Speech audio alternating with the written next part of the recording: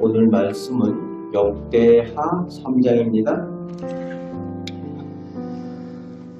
솔로몬이 다윗 왕 때부터 도움을 받은 부로왕 히람에게서 성전 건축을 위한 재료들과 전문가들을 지원을 받아 준비된 일꾼들과 함께 성전 건축을 시작합니다. 그리고 오늘 본문이 그 성전이 세워지는 장소가 어디인지 그것을 다루면서 시작을 하는데, 예루살렘 모리아산이라고 오늘 본문은 기록을 하고 있습니다. 모리아산 하면 우리가 기억나는 일이 있죠. 모리아산은 믿음의 조상 아브라함이 하나님의 명령에 절대 순종함으로 아들 이삭을 드리기 위해서 나아갔다가 하나님께서 그 믿음을 인정받은 바로 그곳이 모리아산입니다. 바로 이곳이죠. 이삭을 드리기 위해서 나아갔던 모리아산. 또 다윗이 인구조사를 감행했다가 하나님 앞에 회개하고 죄사함의 은혜를 받은, 그래서 하나님께서 만나주신 그 은혜의 장소로서 하나님 앞에 은혜의 장소라고 다윗이 정해놓은 그 오르난 타작마당이라는 곳이 바로 이 예루살렘 모리아산 이곳입니다.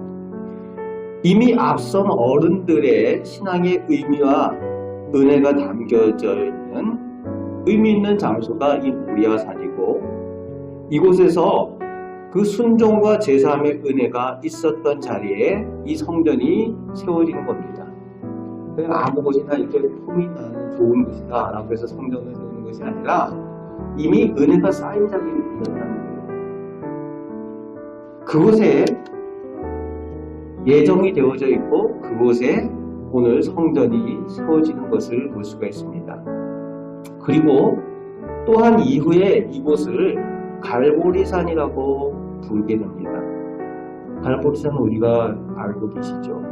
예수님께서 우리를 위해서 십자가의 순종과 죄사함의 은혜의 장소가 되는 곳, 예수님의 십자가가 세워진 곳, 그곳이 바로 이 모리아산이고 갈보리산입니다.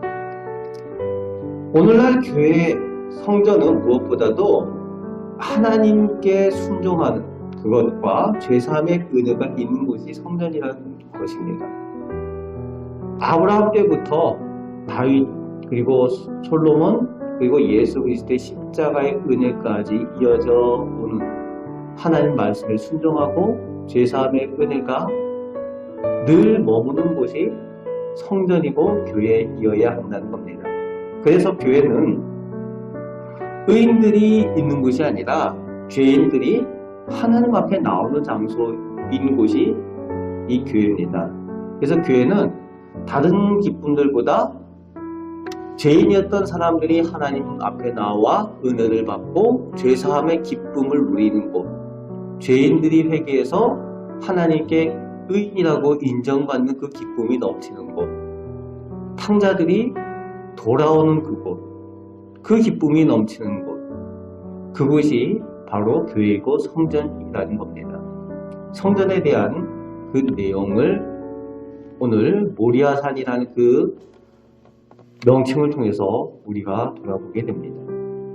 그리고 이제 3절부터 7절까지 성전의 규격과 그 쓰여진 재료들을 기록을 하고 있는데, 6절 말씀에 보니까 보석으로 성전을 화려하게 꾸몄다라고 되어져 있고, 또 계속 금으로 하나님의 성전을 장식하고 꾸몄다라고 그 내용들에 대해서 쓰고 있습니다. 성전에 대한 솔로몬의 마음과 자세를 기록을 하고 있습니다. 하나님에 대해서 가장 귀한 것으로 드린다는 거죠. 하나님께서 잠시 머무는 그곳이라고 할지라도 가장 좋은 것으로 예비하고 그 장소를 마련한다는 솔로몬의 그 마음을 볼 수가 있습니다. 세계 유명한 호텔들 가끔 TV에 나오는 것들 보면은 미국 대통령이 다녀갔다든가 아니면 유명한 훌륭한 사람들이 다녀갔다든가 하는 그런 곳, 그런 방들이 있으면 그 방을 다른 사람들한테 빌려주지 않고 그 방을 따로 보존하는 그런 것을 볼 수가 있고, 또 그분들 모실 때에 가장 그 호텔에서 좋은 곳들로 모시는 그런 것들을 볼 때에 사람에 대해서도 그렇게 하는데 하나님에 대한 우리들의 마음이 어때야 되는가, 성전에 대한 마음이 어때야 되는가, 그런 것들도 생각해 볼 수가 있습니다. 솔로몬은 가장 좋은 것들로 하나님께 드리는 그 마음을 성전에 표현을 하고 있다는 겁니다. 그리고 이제 8절부터 14절까지 지극히 거룩한 곳, 지성소, 즉 하나님께서 임하시는 것을 제작을 하고 있는데, 두 그룹 천사들이 양쪽에서 하나님을 모셔서는 모습을 금으로 제작하는 그 내용이 나오고 있습니다. 하나님의 영광을, 하나님의 거룩함을 표현하는 그 지성소를 제작을 하고 있는 겁니다. 역시 하나님을 향한 가장 영광 돌리는 그 마음을 담아서 그 지성소에 대한 제작을 하고 있는 내용을 볼 수가 있습니다. 이 지성소는 오늘 우리에게는 따로 존재하지 않죠. 예수 그리스도께서 십자가에 달리시는 그때에 지성소의 휘장이 찢어짐으로 인해서 더 이상 이 지성소가 따로 존재하지 않고 하나님께서 우리와 직접 만나주시고, 또 우리가 제사장을 통하지 않고, 예전에는 제사장들만 지성소에 들어가서 또 백성들의 죄를 제사장들이 대신 아뢰고 하는 그 일들을 했지만, 이제는 우리가 하나님 앞에 우리의 죄에 대해서 직접 하나님 앞에 아뢰고, 우리가 가지고 있는 소원들을 직접 하나님 앞에 가지고 나아가는 모습으로 되어지는 거죠. 지성소의 휘장이 찢어짐으로 인해서 이제 우리가 직접 하나님 앞에 지성소에 나가는 우리가 영적인 제사장들이 다 되어졌다는 거죠.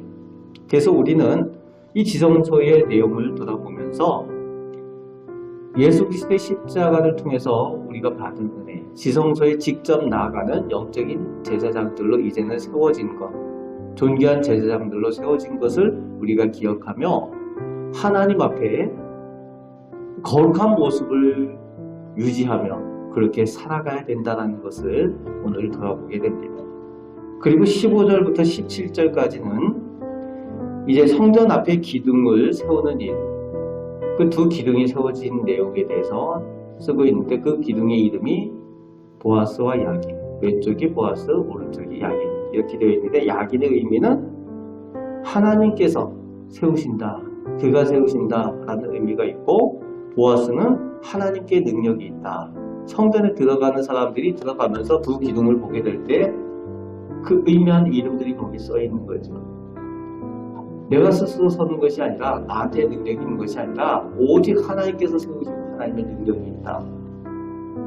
또 성전에 대한 부분들도 하나님께 오직 능력이 있고 하나님께서 세우신다. 이스라엘 나라에 대해서도 하나님께서 세우시고 하나님께 능력이 있다라는 것을 백성들이 성전에 드나들 때마다 그 기둥을 지나면서 그것을 마음에 새기도록 그 기둥을 두고 있는 겁니다. 오늘도 우리들 삶 가운데 이 보아스와 야긴의 그런 기둥이 마음 가운데 있으시길 바랍니다. 하나님께서 세우시고 오직 하나님께 그 능력이 있으시다라는 그 고백들이 있으시길 바랍니다. 우리가 우리 자손들에게 은혜의 기반과 터전을 세워주는 그 신앙의 성도들이 되시길 바랍니다. 그래서 아브라함 때부터 예수 그리스도께까지 그 신앙의 터전을 이어가고, 또 솔로몬 때 그 성전이 그곳에 세워진 것처럼 오늘도 우리들의 그 신앙의 터전 위에 우리 자녀들이, 자손들이 또 세워질 것을 기대하며 또 하나님 앞에 더 은혜 가운데 나아가는 우리 성도들 되시길 바랍니다. 그 가운데 하나님께서 좋은 것들을 허락하여 주시고, 또 하나님을 귀하게 모시는 마음으로 늘 하나님 앞에 예배하시고 또 기도하고 은혜를 구할 때에 하나님께서 좋은 것들로 베풀어 주심을 믿습니다. 그 은혜로 더 하나님 앞에 나아가시고 복을 얻는 우리 성도들 되시기를 주님의 말씀으로 축복합니다. 아멘. 기도하겠습니다. 하나님께서 성전을 세우시고 하나님께서 성전을 향하여 기도하고 나아가는 백성들에게 능력을 베풀어 주시는 줄 믿습니다. 아버지 하나님, 저희가 성전 중심의 믿음을 가지게 하여 주시고 저희 마음 가운데 주님을 모시는 성전이 있게 하여 주옵소서. 또 우리 교회가 또 하나님의 그 사랑과 은혜가 풍성한 교회가 되게 하여 주옵소서. 오늘 저희들이 또 저희 자녀들과 저희 자손들 또 저희 가정을 위한 믿음의 터전, 은혜의 터전을 세우는 성도들 다 되게 하여 주옵소서. 오늘도 기도할 때 하나님께서 은혜 베푸심을 믿습니다. 저희의 기도를 들으시는 줄 믿습니다. 하나님, 오늘 하루도 주와 함께 동행하며 하나님께 영광 돌리길 원하오니 하나님 은혜 내려 주옵소서. 감사를 드립니다. 우리를 사랑하시는 예수 그리스도의 이름으로 기도합니다. 아멘.